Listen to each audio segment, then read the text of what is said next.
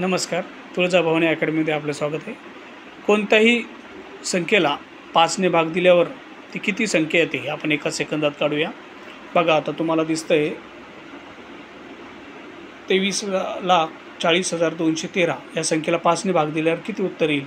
तर काय करायचं आहे, सगळ्या संख्येची डबल करायची. उदाहरणार्थ आता आपण बघूया, 2चे किती करायचे, डबल 4, 3चे 6, 4चे 8, 0चे 0च राहणार, 2चे 4 आणि 1चे 2 आणि 3चे 6 आणि शेवटच्या संख्येच्या अगोदर एक पॉईंट द्यायचा.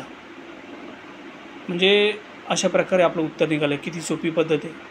दुसरं उदाहरण बघूया. तर दुसऱ्या उदाहरणामध्ये बघा, 4ची डबल 8, 2ची डबल 4, 3ची डबल 6. आता इथं मात्र आपल्याला एवढं लक्षपूर्वक काळजीपूर्वक घ्यायचे, जेवढ्या संख्या आहेत तेवढ्याच संख्या खाली आल्या पाहिजे. 5ची डबल आता 10 होते, तर आपण सध्यापुरतं ते न करता समोरील संख्या बघायची. शेवटी संख्या 2चे 4 होतात आणि 2चे 4 होतात, 6चे 12 होतात.